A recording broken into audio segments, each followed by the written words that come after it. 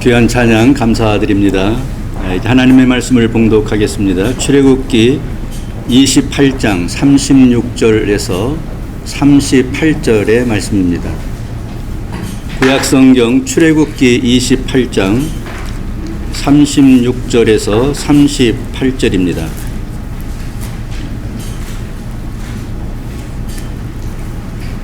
하나님 말씀을 오늘은 다 같이 함께 읽도록 하겠습니다. 36절, 37절, 38절입니다. 함께 봉독하십니다.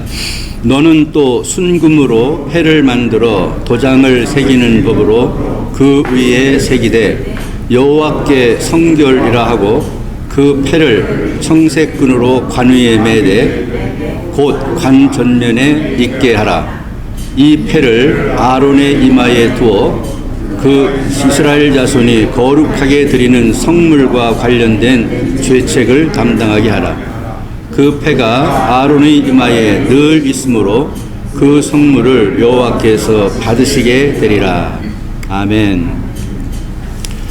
이 시간 하나님 말씀 나누기 전에 함께 기도하는 시간을 갖겠습니다. 기도는 하늘에 있는 능력을 다운로드 하는 것이다 라는 말이 있습니다. 구하면 얻게 됩니다. 찾는 이마다 찾게 됩니다. 문을 두드리면 열리게 됩니다. 이 시간에 함께 합심해서 기도하시겠습니다. 고맙고 감사하신 아버지 하나님, 은혜를 감사합니다. 주님께서 오늘 함께 하시고 도우시고 함께해 주셔서 저희의 은총과 능력으로 함께 하시고 오늘 예배 위에 주님 함께 하셔서 우리가 구하고 찾고 오늘 드리는 모든 기도를 응답해 주시옵소서.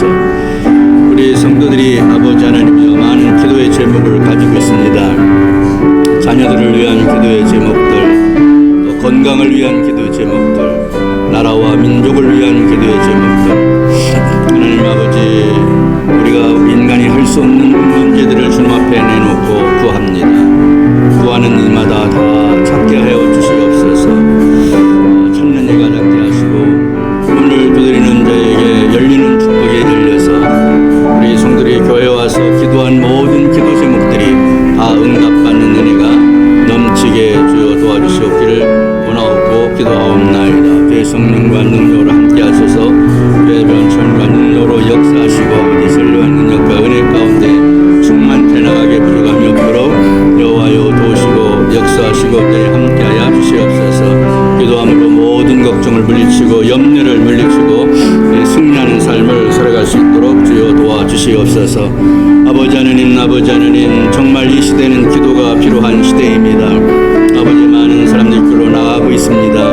우리가 생각하고 노는 대로 바른 길로 가지 못하고 있습니다. 아버지 영적으로 정신적으로 바른 길로 돌아올 수 있도록 회개하고 주님 앞에 돌아오도록 주의 은총을 베푸시고 역사하시고 함께하여 주시옵소서. 거룩한 자비 은총으로 역사해 주시겠습니다. 오늘 시간에 부족한 종에게 주님이 함께하시고 성령으로 감동하시고 역사하시고 함께하여 주시옵소서. 우리 하나님 앞에 기도하는 모든 기도의 응답을 받고 하나님의 영광 영광 돌리는 귀한 하루가 되도록 도우시고 역사하시고 온전히 함께하여 주시옵소서.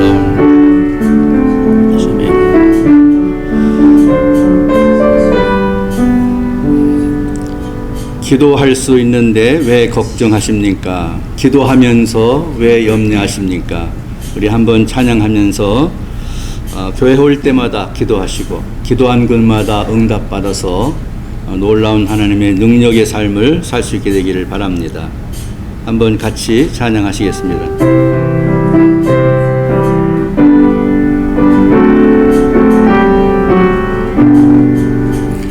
기도할 수 있는데 왜 걱정하십니까? 기도하면서 왜 염려하십니까? 기도할 수 있는데 왜 걱정하십니까? 기도하면서 왜 방황하십니까? 주님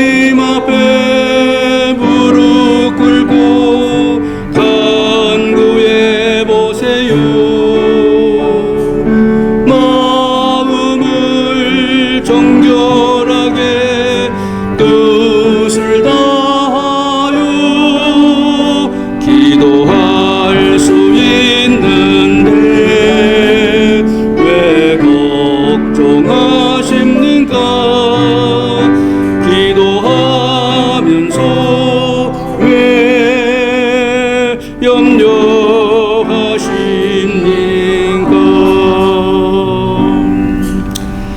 여러분들이 기도하는 모든 제목들이 다 응답받게 되기를 주님의 이름으로 축원드립니다.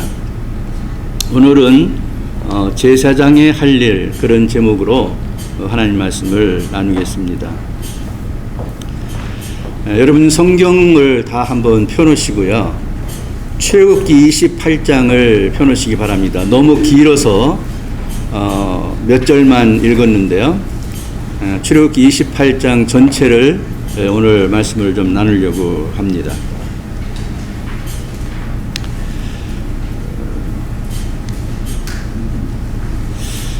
이제 그림을 보시면 두 개의 그림이 좀 있는데요. 구약 시대에서 제사는 처음에는 가장이 리더가 되어서 가족들이 제사를 드리는 것이었습니다. 그래서 여기 표시해 보는 것처럼 아들과 아버지 이렇게 흙더미나 돌을 가지고 단을 쌓고 그리고 하나님 앞에 제사를 드렸습니다. 이게 구약에서 가장이 중심이 돼서 드린 그런 가정제단이라고 할 수 있습니다. 근데 우리가 출애굽기를 읽으면서 성막을 하나님께서 만들어라 하셨습니다. 이 성막을 만든 다음에는 이렇게 그 성막을 만들게 되고 이 성소와 지성소가 있고 뜰이 있는 이 성막을 이스라엘 백성들이 가는 곳마다 이걸 뜯어서 옮겨 가지고 갔습니다. 그래서 머무는 곳에 이 성막을 설치를 하는 거예요. 그리고 제사를 드려요. 이게 민족적인 제사가 됐습니다. 국가적인 제사가 된 거죠. 그래서 여기서 제사를 드릴 수 있는 사람이 필요했어요. 그래서 생긴 것이 제사장입니다. 그래서 이 성막을 만든 다음에 하나님께서 모세에게 말씀하셔서 너는 이게 성막에서 제사를 드릴 수 있는 제사장을 임명을 하라, 이렇게 말씀을 하십니다. 그게 출애굽기 28장 1절입니다. 같이 한번 읽어보겠습니다. 너는 이스라엘 자손 중 내 형 아론과 그의 아들들 곧 아론과 아론의 아들들 나답과 아비후의 엘리아살과 이다마를 그와 함께 내게로 나오게 하여 나를 섬기는 제사장 직분을 행하게 하되. 여기 보면은 이제 모세를 통해서 모세의 형인 아론을 제사장으로 삼아라.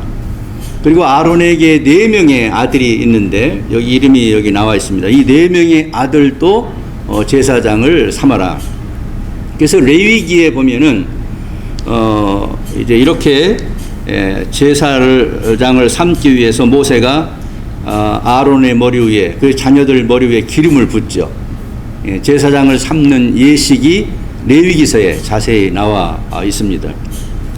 근데 오늘 그 1절에서 보신 것처럼 그러면 이런 이 제사장을 만든 다음에 어떤 임무를 주셨느냐? 우리가 잘 알듯이 하나님을 섬기는 임무를 제사장들에게 준 거예요. 제사를 드릴 수 있도록요. 근데 특이한 것은 28장 1절에 보면은 그와 함께 나오게 하여 그랬어요. 그와 함께 나오게 하는 말은 이 그는 아론의 아들들을 얘기하는 거예요. 이게 아버지만 와서 제사를 드리는 게 아니라 그 아들들을 데리고 와서 함께 제사를 드리도록 한 것입니다. 그래서 28장 1절을 의역을 해서 다시 말씀을 드려보면 이렇게 요약할 수가 있습니다. 너는 내 아들들과 함께 내게로 와서 나를 섬기는 일을 하라. 이것이 성막을 만든 다음에 하나님께서 제사장을 세운 목적입니다. 여기서 제가 강조하고 싶은 것은요, 아버지와 아들들이 함께 나와서 하나님을 섬기는 일을 하라고 명령한 부분입니다. 아론만 한 게 아니라 그의 아들들과 함께 나와서 하나님을 섬기는 일을, 제사장의 일을 해라, 이렇게 하나님께서 명령을 했고요. 이 명령 이후에 이 성막이 가는 곳마다 아론과 그의 자녀들이 제사를 드리는 일을 맡아서 하게 됩니다. 백성들을 대신해서. 아시는 것처럼 이 지성소에는 1년에 한 번만 대제사장만 들어갈 수 있었고 아무도 못 들어갑니다. 그리고 제사를 드리는 것은 아무나 드릴 수가 없고 제사장만 제사를 드릴 수 있었어요. 일반 백성들은 제사를 못 드렸죠. 그래서 이 아론과 그의 자녀들이 굉장히 중요한 역할을 감당을 하게 되어집니다. 이것은 하나님의 명령이라는 것입니다. 제가 여기서 강조하고자 하는 것은 아버지와 아들이 같이 제사장 노릇을 했다. 또 하나는 이것은 해도 되고 안 해도 되는 것이 아니라 하나님의 명령이었다 하는 것을 강조드리고 싶습니다. 자, 우리가 신약시대에 살고 있습니다. 그럼 오늘날 제사장은 누구냐 하는 질문을 우리는 하게 됩니다. 베드로전서 2장 9절에 보면은 이렇게 얘기하고 있습니다. 그러나 너희는 택하신 족속이요 왕같은 제사장들이요. 놀라운 이야기죠. 이 신약에 와서 제사장이 누구냐 했을 때 그 제사장은 모든 믿는 자들이다, 이렇게 얘기하고 있습니다. 여기서 만인 제사장론이 나왔습니다.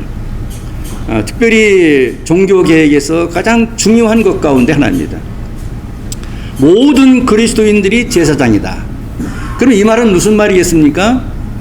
이 아버지와 아들이 제사장 노릇을 구약에서는 했지만 신약에서는 예수님께서 피를 흘려 돌아가 주심으로 지성소와 성소의 휘장이 찢겨졌어요. 그래서 그 지성소에 누구나 다 들어가서 예배를 드릴 수 있게 되었습니다. 그래서 모든 자들이 다 제사장인 것입니다. 혹자는 사람들이 생각할 때 목사니까 제사장이고 다른 성도들은 제사장이 아니다, 이렇게 얘기할 수 있는데 그렇지 않습니다. 모든 그리스도인이 저도 여러분도 다 제사장입니다. 그래서 너희는 택하신 족속이요 그리고 왕같은 제사장들이다, 이렇게 선언하고 있습니다. 그래서 이 제사장인 우리가 할 수 있는 특권이 몇 가지가 있는데요. 예배를 드릴 수가 있습니다. 첫째로 베드로전서 2장 5절에 보면요, 너희도 하나님이 기쁘시게 받으실 신령한 제사를 드릴 거룩한 제사장이 될지니라. 너희가 제사장이 되었기 때문에 뭘 할 수 있어요? 예배를 드릴 수 있는 특권이 생긴 것입니다. 여러분, 하나님을 누구나 다 예배할 수 없습니다. 그런데 하나님을 예배할 수 있는 자가 누구냐면 제사장인데, 그 제사장이 누구냐면 하나님이 선택한 족속, 오늘날로 말하면 예수 그리스도를 믿는 그런 사람들이라는 것입니다. 그래서 여러분과 제가 예배를 드릴 수 있는 자격을 가지게 된 것이 바로 이러한 역사적인 사실이 있게 되는 것입니다. 또 하나는 기도할 수 있는 권리도 없었습니다. 구약에서는 제사장만 기도할 수 있습니다. 백성들의 죄를 대신해서 하나님께 알려주는 것이죠. 그렇지만 신약에서는 우리가 제사장이 되었기 때문에 우리가 직접 하나님 앞에 기도할 수 있게 되었습니다. 성경을 읽어봅니다. 디모데전서 2장 1절 같이 읽습니다. 그러므로 모든 사람을 위하여 간구와 기도와 도구와 감사를 하되. 여러분, 기도할 수 있는 특권을 부여받은 것입니다. 또 하나는 찬송할 수 있는 권리도 우리가 받은 것입니다. 히브리서 13장 15절에 보면 그러므로 우리는 예수로 말미암아 항상 찬송의 제사를 하나님께 드리자. 우리가 제사장이기 때문에 찬송도 직접 드릴 수가 있는 것입니다. 그래서 여러분, 예배 드리는 것이 별거 아닌 것처럼 생각하는 믿지 않는 사람들 세계에서 있습니다. 그리고 그 특권이라는 사실을 오늘 아시게 되면 아무나 예배 드릴 수 없습니다. 아무나 다 하나님을 찾는다고 하나님이 받아주지 않습니다. 택하신 족속 제사장이 된 여러분들의 예배만 받으시는 것입니다. 제사장이 된 여러분의 기도만 들으시는 것입니다. 제사장이 아닌 사람들의 기도는 아무리 기도 듣지 않으십니다. 하나님께서. 찬송 부를 수 있는 특권도 여러분에게만 있는 것입니다. 그래서 우리 교회가 예배를 드리고 기도하고 찬송하는 것을 그렇게 소중하게 생각하는 것입니다. 이것이 구약에서 보면 어떻게 얘기했다고요? 명령한 거예요. 너희들이 나를 섬기면서 살아라. 근데 나를 섬기는 것은 누가 할 수 있어요? 제사장만 할 수 있다는 말이죠. 근데 이것이 오늘날 신약에 와서는 우리들 모두가 다 제사장이라고 말씀을 해주시면서 우리를 통해서 예배를 받으시길 원하시고 기도를 받기를 원하시고 찬송을 받기를 원하시는 것입니다. 여러분 정말 이 특권을 잘 사용하셔야 됩니다. 찬송 많이 부르시고 기도도 많이 하고 예배도 많이 드리셔야 됩니다. 하나님의 명령이고 그걸 통해서 하나님이 섬김을 받겠다고 했기 때문입니다. 큰일 날 뻔했지 않습니까? 우리가 구약의 그 아브라함에게처럼 말이죠. 야, 내 아들을 나한테 바쳐라. 그러면 어떡할 뻔했습니까? 큰일 나잖아요. 그런데 그 아들을 누가 대신 우리에게 줬습니까? 하나님께서 자기 아들을 우리를 위해서 바쳐줬습니다. 그리고 나서 하는 말이 너희는 나를 섬기는 방법을 내가 주는데 네 아들을 나한테 바치라고 하지 않겠다. 네가 가지고 있는 건강이나 물질도 나한테 바치라. 그렇게 말하지 않겠다. 나를 섬기는 방법은 나한테 예배하는 것이다. 나에게 기도하는 것이다. 나에게 찬송 부르는 것이다. 네가 찬송하면 내가 그걸 통해 섬김을 받고 기뻐하겠다. 네가 기도하면 그 기도를 듣는 즐거움으로 내가 기쁨으로 살겠다. 네가 예배하면 그 예배를 받고 내가 즐거워하고 기뻐하겠다. 그걸로 섬김을 받겠다는 거예요. 그래서 우리는 끊임없이 예배를 드리고 기도하고 찬송을 드리게 되는 것입니다. 우리가 아는 하나님이 어떤 하나님입니까? 천지 만물을 창조하신 분이십니다. 이 하나님이 어떤 분이십니까? 이 세상의 모든 것을 통치하는 통치자십니다. 그분이 누굽니까? 이 세상의 종말에 이 만물과 세상의 모든 사람을 심판할 권세를 가지신 분이십니다. 그분이 하나님입니다. 그분이 우리에게 이런 예배를 받으시겠다는 거예요. 이런 찬송과 기도를 받으시면서 섬김을 받겠다는 거예요. 그것을 명령을 해주신 것입니다. 한번 다시 말씀을 읽어봅니다. 출애굽기 28장 1절입니다. 큰 소리로 한번 읽어보시겠습니다. 시작. 너는 이스라엘 자손 중 내 형 아론과 그의 아들들 곧 아론과 아론의 아들들 나답과 아비후와 엘리야살과 이다마를 그와 함께 내게로 나오게 하여 나를 섬기는 제사장 직분을 행하게 하되. 할렐루야. 이렇게 명령한 것입니다. 두 번째로 생각할 것은요, 이런 제사장의 자격이 뭐냐 하는 것입니다. 여러분 조금 이렇게 좀 풀어서 쉽게 하기 위해서 이렇게 단어를 좀 씁니다. 이 제사를 드림으로 예배를 드림으로 하나님이 섬김을 받는데, 그럼 어떤 사람이 어떤 자격이 있는 사람이 예배를 드릴 수 있고 찬송할 수 있고 기도할 수 있느냐? 자격을 규정을 해 주셨어요. 28장 3절을 보면요, 아론의 옷을 지어 그를 거룩하게 하여 내게 제사장 직분을 행하게 하라. 아론에게 거룩한 옷을 입히라는 것입니다. 이 제사장 옷이 따로 있었어요. 근데 이 옷은 어떤 옷이냐? 4절에 보면 곧 흉패와 에봇과 겉옷과 반포 속옷과 관과 띠를 만들어서 입혀라. 이게 거룩한 옷인데 이 거룩한 옷의 종류를 이렇게 쓰고 있어요. 4절 또 보면 네 형 아론과 아들들을 위하여 거룩한 옷을 지어 아론이 내게 제사장 직분을 행하게 하라. 거룩한 옷을 입히라는 것입니다. 이게 좀 보일지 모르겠는데 이게 제사장이 예복입니다. 예복인데 겉옷과 속옷도 지으라는 거예요. 이 관을 이렇게 씌우고요. 그 다음에 이 위에 옷을 이렇게 입히고 허리에 띠도 띠고 이런 복장인데요. 이것을 하나님께서 하나하나씩 색깔은 뭘로 할 것이며 그 다음에 재질은 어떤 천을 사용하실 것이며까지도 규정을 해 주셨어요. 조금 나중에 살펴보겠습니다만은, 그런데 그 옷은 어떤 옷이냐? 거룩한 옷이라는 거예요. 거룩한 옷이라. 이 거룩한 옷을 입지 않고는 제사장 자격이 없기 때문에 제사를 드릴 수 없는 거예요. 조금 더 나아가 보겠습니다.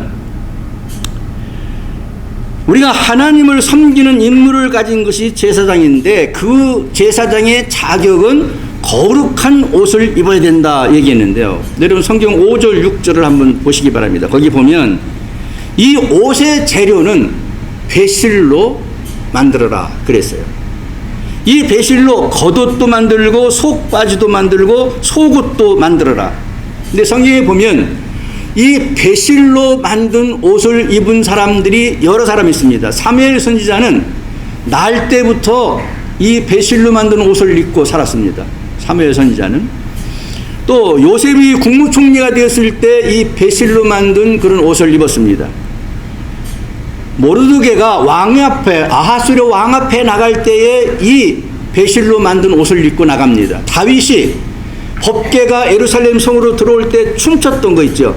그때 다윗이 입었던 옷이 바로 이 배옷입니다. 그리고 이 성막을 만들 때에 그 휘장이 있는데 그 휘장의 천도 배실로 되어 있습니다. 자, 그러면 이 배가 뭐냐 하는 것입니다. 영어로는 린넨이라고 부르는데요. 이것은 우리말로 좀 해석을 해보면 삼나무로 만든 천입니다. 이것을 배실이라고도 부르고 배옷이라고도 부르고 우리 한국말 성경에 익숙한 세마포라고도 불리는 게 바로 이 천입니다. 가는 배실이라고 불리기도 했습니다. 고급으로 된 천인데요. 그럼 도대체 이 세마포는 어떤 사람들이 입는 곳이고 어떤 때 입는 옷이었느냐? 신약으로 해석을 하면 계시록 19장 8절 9절을 읽어봅니다. 같이 읽습니다. 그에게 빛나고 깨끗한 세마포 옷을 입도록 허락하셨으니 이 세마포 옷은 성도들의 옳은 행실이로다 하더라. 천사가 내게 말하기를 기록하라. 어린 양의 혼인잔치에 청함을 받은 자들은 복이 있도다 하고 또 내게 말하되 이것은 하나님의 참되신 말씀이라 하기로. 자, 여러분 신약에서 이 세마포가 어떤 옷인가를 말하는데요. 성도들이 예수를 잘 믿고 주님이 재림하셨을 때에 성도들이 공중에 재림하신 주님께로 휴거되어 가서 혼인잔치를 벌립니다. 그 혼인잔치인데요. 이 혼인잔치에 청함을 받은 자들이 무슨 옷을 입고 나타나냐면 이 세마포를 입고 나타난다는 것입니다. 이 세마포는 무슨 옷이기에 그렇습니까? 거룩한 옷의 상징이라는 거예요. 왜 거룩한 상징의 옷입니까? 이 옷의 특징이 뭐냐면 옳은 행실이라는 것이에요. 옳은 행실. 옳은 행실을 한 사람한테 입힌다는 것입니다. 근데 이 옳은 행실은 또 더 해석을 하면 그것은 참되신 말씀을 의미한다. 이렇게 해석을 해주고 있어요. 이건 천사가 해석을 한 내용입니다. 그러니까 이 거룩한 옷, 세마포로 만든 배실로 만든 옷을 입혀서 거룩한 옷을 입히라는 소리는 같은 말입니다. 옳은 행실을 한 것이다. 이 사람은 거룩한 사람이다. 이 사람은 참된 말씀으로 무장된 사람이다. 이런 것들을 의미한다는 것입니다. 또 하나 있습니다. 계시록 19장 13절 14절 봅니다. 또 그가 피 뿌린 옷을 입었는데 그 이름은 하나님의 말씀이라 칭하더라. 하늘에 있는 군대들이 희고 깨끗한 세마포 옷을 입고 백마를 타고 그를 따르더라. 피 뿌린 옷이 세마포다. 이렇게 말합니다. 근데 그 피 뿌린 그 옷이 어떤 옷이냐면은 어떤 사람이 말하는데 하나님의 말씀이라고 말하더라. 이렇게 가르쳐 준 거예요. 자, 이제 짐작을 하실 수 있겠습니까? 거룩한 옷을 제사장은 입어야 된다는 거예요. 거룩한 옷을 입지 않고는 하나님 앞에 나가서 제사를 드릴 수 있는 자격이 없는 거예요. 여러분 대제사장 옷을 보여줬는데요. 이 대제사장의 옷 가운데에 제일 밑에 부분에 보면은 여기 방울이 달려 있습니다. 석류로 만든 이 방울을 이렇게 달았는데 이거 왜 다느냐면요.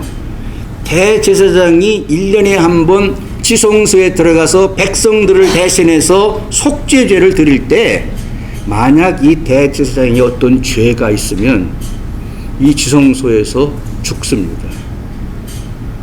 이 지성소는 하나님이 계신 곳이잖아요. 하나님은 너무 거룩한 분이고 깨끗한 분이기 때문에 죄가 근접할 수 없습니다. 그가 죄가 있으면 안에 가서 죽습니다. 그래서 이 딸랑이를 붙인 이유가 다른 여러 가지 이유도 있지만 그 이유 가운데 하나는 뭐냐면 지성소에 들어가서 제사를 집전할 때 밖에서 듣고 있어요. 딸랑딸랑 하는 소리를. 만약 소리가 안 나면 죽은 겁니다. 그러면 끌어내고 다른 제사장을 들여보내는 거예요. 그렇게 거룩한 것입니다. 그러니까 하나님은 너무 거룩한 분이시기 때문에 죄를 가지고는 그 앞에 갈 수가 없는 거예요. 그래서 아론이 제사장으로서의 자격을 갖추는 것이 뭐냐면 거룩한 옷을 입히라는 거예요. 여기 중요한 의미가 들어있습니다. 이 아론이 정말 거룩한 사람이었을까요? 죄를 짓지 않았을까요? 그렇지 않습니다. 아론도 죄인이었고 죄를 많이 지은 사람이었을 것입니다. 그런데 거룩한 옷을 왜 입히라고 하는 걸까요? 그게 말씀의 옷이기 때문에 그래요. 피 뿌린 옷이기 때문에 그래요.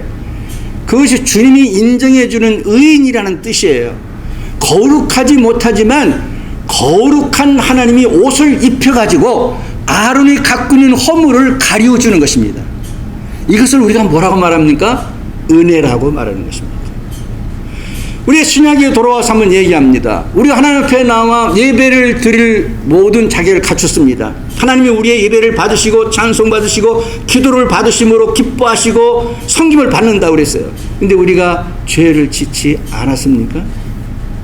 깨끗한가요? 그렇지 못합니다. 모든 인간은 다 죄인입니다. 한 사람도 죄인이 아니라고 말할 수 없습니다. 그게 인간의 한계입니다. 그런데 어떻게 예배 드릴 수 있을까요? 드릴 수 있을까요? 하나님이 예배를 받으시기 위해서 우리의 허물과 죄와 잘못된 것들을 거룩한 옷으로 덮어주신다는 것입니다. 할렐루야. 그렇게 해서 우리의 예배를 받으신다는 거예요. 그래서 그런 의미에서의 거룩한 옷을 입히라는 것입니다.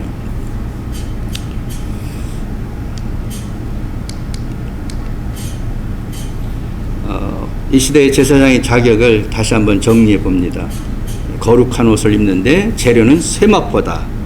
거룩한 옷은 옳은 행실이에요. 내가 옳은 행실을 했기 때문에 옳은 사람이 아니라 예수 그리스도를 통해서 용서를 받았기 때문에 옳은 행실이에요. 피 뿌린 옷은 그 의미예요. 예수 그리스도가 피를 뿌려서 우리 죄를 용서했기 때문에 그 옷을 입은 자는 거룩한 자가 되는 거예요. 말씀이 그렇게 쓰이기 때문에 그 말씀대로 되어지는 거예요. 그래서 이 시대의 제사장 자격은 거룩한 옷을 입은 자인데 예수 그리스도가 흘리신 피 뿌린 그 은혜로 우리를 죄 없는 것처럼 덮어서 거룩한 옷을 입혀가지고 그 거룩한 옷을 입은 자들을 통해서 하나님이 섬김을 받는 것입니다. 찬송을 받는 거예요. 이 말은요, 바꾸어서 얘기하면 이렇게 말하셨습니다. 요즘 가끔 그 TV에서 그렇게 웃음을 주는 사람들 보면은 예전에 그렇지 않았는데 근자에 와서 그런 게 가끔 보이더라고요. 성경 말씀이나 예수님이나 찬송이나 이런 걸 세속화시켜가지고 우습게 만들어서 사람들을 웃기는 그런 일을 하고 있어요. 여러분 어떻게 생각하십니까? 하나님께서 그거 받으실까요? 안 받으시죠? 그게 찬송일까요? 찬송이 아니지. 우리가 깊이 생각해야 됩니다.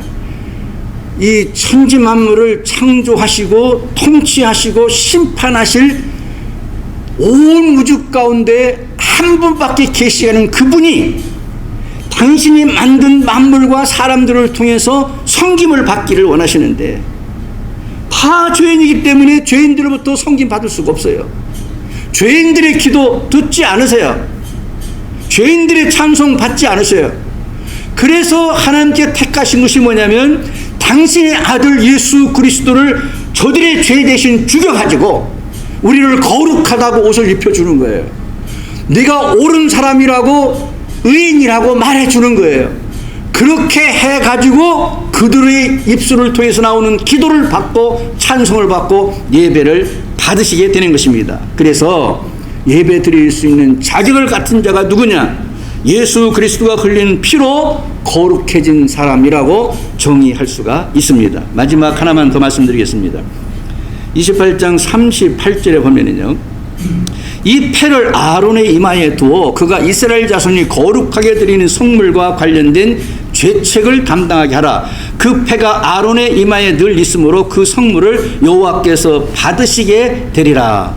좀 설명이 좀 길게 필요한데요. 여러분 집에 가서 28장을 좀 여러 번 읽어보시기 바랍니다. 간략하게 요약하면 이런 것입니다. 제사장 아론의 이마에다가 패를 붙인다는 것입니다. 뭘 갖다 붙이는데, 뭘 붙이느냐면은 36절 보세요.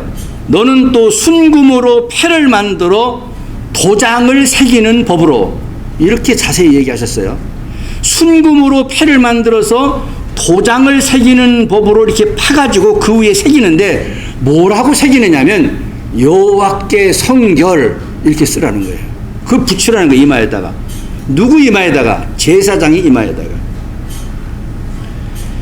여러분, 제사를 하나님께서 받으실 때에 하나님이 받으시는 제사는 이 성결이어야만 합니다. 거룩하지 않은 것은 하나님 근처에 갈 수가 없습니다. 그래서 이 아론 제사장의 이마에다가 여호와께 성결이라고 도장을 파듯이 순금에다가 파가지고 붙이고 다니라는 거예요. 무슨 말입니까? 아론은 성결하지 않습니다. 예배드리는 우리도 성결하지 않습니다. 그런데 그 여호와께 성결이라는 표를 하나님이 보시고 그가 지은 죄, 그가 잘못한 옳지 못한 행실들을 다 덮어주시겠다는 거예요. 이것이 하나님의 놀라운 은혜입니다. 죄 용서를 확인하는 것이고요. 그리고 그때야 그 백성들이 드리는 예물도 받으시겠다고 말합니다. 성결하다고 인정되어야 받는다는 거예요. 여러분 좀 어떻게 생각하실지 모르겠습니다. 미국 교회에서 일어난 일인데요. 복권에 당첨이 됐어요. 100만 불이 당첨이 됐는데 어떤 분이 교회에다가 헌금을 했어요. 그 교회가 굉장히 이 100만 불의 헌금 때문에 혼란이 일어났어요. 한쪽에서는 아니 복권을 가지고 탄 상금이 헌금이 될 수가 있느냐, 이 일을 제기했어요. 하나님 거룩한 분인데 정당한 방법으로 얻은 물질을 하나님이 기쁘게 받으시지, 정당하지 못한 물질을 하나님께 드린 것을 하나님이 받았다고 할 수 있느냐, 하나님 받으시지 않는 걸 우리가 헌금으로 받을 수가 있느냐, 이의가 일어난 거예요. 여러분 어디가 이겼다고 생각하십니까? 누가 이겼을까요? 그런 얘기를 누가 하니까요, 어떤 분이 그러더라고요. 아니 우리 교회도 헌금하지 그러면 나는 뭐 일도 뭐 의심하지 않고 헌금으로 받을 텐데. 어떻게 생각하십니까? 여러분 생각해야 됩니다. 이 세상이 물질 만능으로 세속적으로 젖어 있기 때문에요, 하나님에 대해서도 우리가 가지고 있는 가치관을 가지고 접근하는 경우가 있습니다. 여러분 교회에 돈만 내면 다 헌금입니까? 아닙니다. 그 헌금으로 사람들은 처리할 수 있을 겁니다. 그러나 하나님이 받으시느냐 하는 문제는 다른 문제입니다. 그런데 하나님이 받으시는 물질이 있어요. 오늘 여기 보니까 그게 죄악된 물질이었고 잘못된 물질일지라도 여호와께 성결이라고 쓴 표를 보고 받아주겠다는 거예요.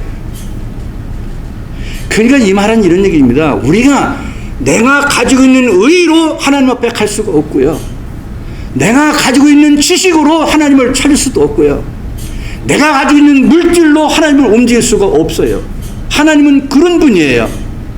그렇지만 죄가 있어서 멸망할 수밖에 없는 죄라 할지라도, 그가 살인죄를 짓고 강도질을 한 그 죄일지라도, 사소한 잘못을 한 자일지라도 당신의 아들을 십자가에 내서 피를 흘려 죽게 한 죄를 믿기만 하면 그 모든 죄를 다 용서하고 여호와께 성결이라는 표를 보고서 다 덮어주시겠다는 거예요. 그 물질도 받으시고 그 예배도 받으시겠다는 것입니다. 이것이 우리에게 주시는 놀라운 은혜입니다. 그래서 이 시대의 제사장들의 사인은 뭐야 될까요? 여러분 다 제사장이신데 어떤 사인을 갖고 다니셔야 될까요? 구약의 제사장처럼 여기다가 이마에다가 뭐 이렇게 여호와께 성결 이렇게 써붙이고 다닐 수는 없지 않습니까? 그런데 우리에게 뭐가 있어야 될까요? 누가 봐도 이 사람은 성결한 사람이야. 이런 사인이 있어야 된다는 것입니다. 그 표적이 있어야 된다는 거예요. 저분은 교회는 나가는데 또 뭐 설교는 곧잘 하는 것 같은데 사는 걸 보니까 성결하고는 관계가 없네. 문제가 있는 것입니다. 그 가지고 있는 직분이 문제가 아니죠. 그가 어떤 명예나 권세를 갖고 있는 게 중요한 게 아니죠. 여호와께 성결한 사인이 내 삶에 있느냐, 내 언어에 있느냐, 내 행동에 있느냐, 이것이 중요하다는 것입니다. 히브리서 12장 14절에 보면요, 모든 사람과 더불어 화평함과 거룩함을 따르라. 다음에 보세요. 이것이 없이는 아무도 주를 보지 못하리라. 왜 못 볼까요? 만나주지 않는다는 것입니다. 화평함이 없어요. 거룩을 쫓지 않는 삶을 살아요. 여러분, 인간관계를 잘 해가지고 사람들 이렇게 엮고 저렇게 엮어서 인기 있는 사람으로 살아갈 수 있어요. 박수받는 사람으로 살아갈 수 있어요. 존경받는 사람으로 속일 수 있어요. 그렇지만 주를 만나지는 못하리라. 나는 만나주지 않는다는 거예요. 무엇으로 포장해도 만나줄 수 없다는 거예요. 그럼 뭐가 있어야 되느냐? 모든 사람과 더불어 화평함을 누리는 삶이 있어야 된다는 것입니다. 여기 보세요. 모든 사람입니다. 모든 사람. 그리고 뭘 따라야 돼요? 거룩함이 있어야 되는 거예요. 거룩이 뭡니까? 성결입니다. 여호와께 성결, 그런 사인이 있어야 된다는 것입니다. 그런 자들을 주님이 만나주신다는 것입니다. 아버지 날인데요, 현대는 그 아버지 날에 그 생존하시는 아버지들 공경하는 날로 이렇게 지켜지는 것 같습니다. 여러분, 아버지 되시는 분들 자녀들한테 선물 다 받으셨죠? 저도 선물 받았습니다. 또 식사 대접받고 자녀들한테. 그게 이제 아버지 날처럼 이렇게 되어 가는 것 같아요. 근데 이 아버지 날이 생긴 유래를 보면은요, 아버지를, 살아계신 아버지를 공경하는 건 아니었어요. 작고한 아버지를 추모하는 날로 지켰습니다. 웨스트 버지니아 주에서 1908년에 광산 사고가 났는데요. 362명의 아버지가 광산에서 매몰돼서 죽었습니다. 그때 근처에 있는 교회에서 이 아버지들을 추모하는 예배를 드렸어요. 그게 이제 시작입니다. 아버지 날이 공식으로 만들어지게 된 계기는 다른 데서 또 시작이 됐습니다. 워싱턴주의 스포켄이라는 도시가 있는데 거기에 스마트 다트라고 하는 여인이 있었습니다. 이 사람의 어머니는 일찍 돌아가셨고요. 아버지는 전쟁의 군인이었었는데 어머니가 돌아가신 다음에 전쟁에서 돌아온 아버지가 이 스마트 다트라는 여인을 비롯해서 6남매를 아버지가 혼자 길렀어요. 그걸 이렇게 보니까 이 딸이 말이죠. 정말 아버지가 훌륭하거든요. 근데 그 아버지가 돌아가셨어요. 돌아가신 날 부분이 이제 그 6월 며칠이에요. 그래서 그 다니던 스포켄의 한 교회 목사님에게 말씀해서 우리 아버지가 이렇게 훌륭하게 사시다 돌아가셨는데 추모를 하고 싶다. 그래서 아버지를 추모하면서 예배를 드린 것이 아버지 날을 만들게 된 시작입니다. 그리고 공적으로는 1972년에 리처드 닉슨 대통령이 서명을 했습니다. 6월 셋째 주일에 아버지 날로 하자, 이렇게 해서 오늘까지 지켜오고 있습니다. 여러분, 살아계신 아버지는 공경을 받아야 마땅합니다. 또 돌아가신 아버지를 추모해야 합니다. 어머니와 함께 아버지는 정말 그런 대접을 받을 만한 충분한 자격이 있습니다. 어떤 아버지든 그렇습니다. 돌아가신 분이든 살아계신 분이든 공경을 받아야 되고 존경을 받아야 마땅합니다. 여러분, 자녀들이 계시다면 그 자녀들이 축복받는 비결이 부모를 공경하게 하는 것입니다. 어떻게든지 부모를 공경하도록 잘 가르쳐 놓으면 그 자녀가 복받는 것. 그것이 성경입니다. 또 돌아가신 분에게도 최선을 다해서 해야 되죠. 그것이 우리가 해야 할 일입니다. 그런데 여러분, 저는 여기서 그런 인간적인 것들은 잘 하시고, 제가 말 안 해도 잘 하실 줄 압니다. 선물도 하고 식사도 하고 하지 않습니까? 그런데 문제가 하나 있습니다. 하나님이 원하는 아버지는 어떤 아버지일까 하는 것입니다. 제가 오늘 말씀을 나눈 것도 여기 있습니다. 하나님께서는 아버지들에 대해서 도대체 뭘 생각할까? 뭘 하기를 원할까, 아버지들이? 제가 출애굽기를 통해서 본 것은 세 가지입니다. 첫째는 하나님을 섬기는 아버지입니다. 아론과 그 아들들을 통해 가지고 하나님이 제사장을 만드시고 그들을 통해서 하나님이 섬김받기를 원했어요. 그래서 이것은 하나님을 섬기는 아버지입니다. 그런 면에서 여러분들은 참 훌륭한 아버지이고 하나님께도 정말 사랑받을 아버지입니다. 왜? 하나님을 섬기시니까. 이게 첫 번째입니다. 하나님을 잘 섬기는 아버지. 하나님을 섬기는 아버지. 두 번째는요, 하나님이 원하시는 아버지는요, 거룩한 옷을 입고 살아가는 아버지입니다. 옳은 행실이 있는 아버지입니다. 정직하게 살아가는 아버지입니다. 하나님이 원하시는 거라는 거예요. 그걸 하나님이 기뻐하신다는 것입니다. 세 번째는 성결의 표를 가지고 살아가는 것입니다. 성결의 표. 그래서 자녀들이 볼 때도 우리 아버지가 참 성결한 분이시다. 자녀들이 부모가 돌아가신 다음에 추모할 때도 우리 아버지는 정말 깨끗하게 사신 분이었다.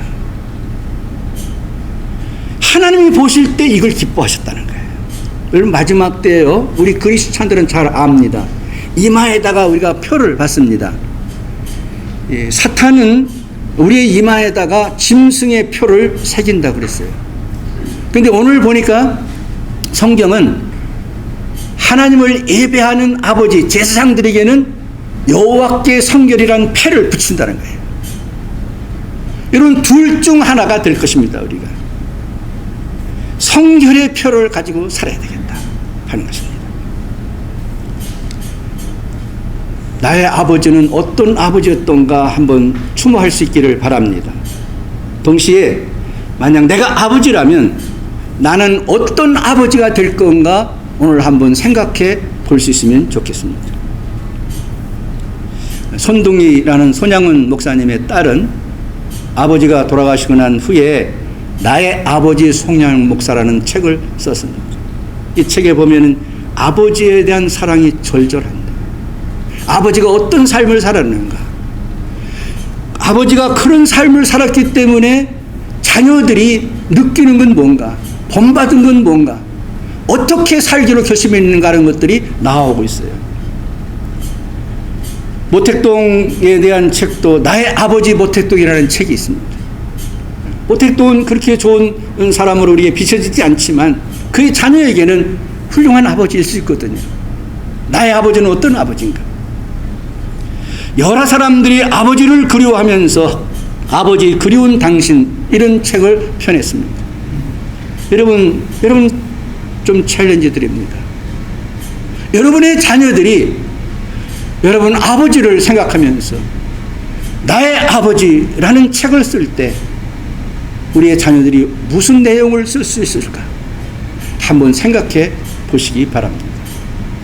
우리의 인생은 이 땅에서 삶은 가정이라고 하는 최소의 그 단위에서 모든 것이 시작합니다. 만약 우리가 낳은 자녀들로부터 존경받는 아버지가 된다면 그 아버지는 훌륭한 아버지겠죠. 우리 아버지는 나의 오너야, 그렇게 말한다면 그 아버지는 승리한 아버지겠죠. 그럼 어떻게 살면 그렇게 될까요? 저는 확신합니다. 하나님이 생각하는 아버지가 되시면 됩니다. 하나님이 생각하시는 아버지. 저는 종종 저도 아들과 딸을 둘을 뒀는데요, 그 아이들을 생각합니다. 내가 만약에 죽게 되고 난 다음에 어떤 아버지로 보일까?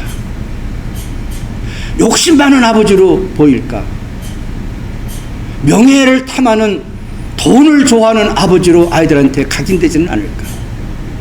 정의롭지 못한 아버지로 보여지면 어떻게 될까? 그런 생각들을 종종 해봅니다. 굉장히 제 삶에 도움이 됩니다. 내 자식을 위해서라도 내가 이 분야에서 욕심을 부려서는 안 되겠다. 내가 물질적이나 세상의 가치관에 중심을 두고 살아서는 안 되겠다는 생각을 할 수 있기 때문입니다. 여러분, 신앙은 우리의 삶입니다. 그리고 결단입니다. 이 결단을 통해서 우리의 삶이 하나님이 원하시는 대로 바꿔지는 것이 신앙생활입니다. 여러분들의 물질관은 어디에 있습니까? 여러분이 세상에서 승리하는 성공의 목표는 어디에 있습니까? 마지막 마무리를 무엇을 통해서 하시길 원하십니까? 하나님이 원하시는 아버지가 될 수 있도록, 하나님이 원하시는 어머니가 될 수 있도록, 그런다면 하나님은 그걸 통해서 섬김 받으시고 영광을 받으시고 축복하시고 대대손손 그 후손들에게 놀라운 하나님의 축복이 임하게 될 것을 믿습니다. 다 같이 한번 기도하시겠습니다. 나의 아버지를 추모하는 마음으로 돌아가신 분들은 한번 생각하면서 기도하시기 바랍니다. 또 나는 어떤 아버지인가, 아버지들은 생각해 보시기 바랍니다. 또 나는 어떤 아버지가 될 것인가도 생각해 보시기 바랍니다. 마지막으로 내 아들은 어떤 아버지가 되기를 원하는가 하는 생각을 한번 해보시면서 함께 기도하시겠습니다. 고맙고 감사하신 아버지 하나님, 우리들에게 귀한 말씀을 허락해 주셔서 감사합니다. 이 아버지 날에 하나님이 원하시는 아버지들이 다 될 수 있도록 축복하시고 역사하시고 함께 해주시기 원하고 기도합니다. 참으로 저희들은 아버지 하나님이여 이제 죽을 수밖에 없는 미물만도 못한 인간이었습니다. 얼마나 우리들에게 탐욕이 많았습니까? 욕심이 많았습니까? 이기심이 많았습니까? 하나님 아버지, 하나님 앞에서 부끄러울 게 없습니다. 아버지 하나님의 생존을 위해서, 서바이벌 하기 위해서 우리는 마음대로 살았습니다. 하나님 아버지, 우리 자신을 돌아봅니다. 나는 어떤 아버지인가? 나는 어떤 어머니인가? 아버지 생각해 봅니다. 우리가 그토록 사랑하는 우리의 자녀들이 어떤 아버지가 되기를 우리가 원하는가? 어떤 어머니가 되기를 원하는가? 우리가 그들에게 비춰줄 역량은 어떤 것인가? 어떤 본을 보이며 살 것인가?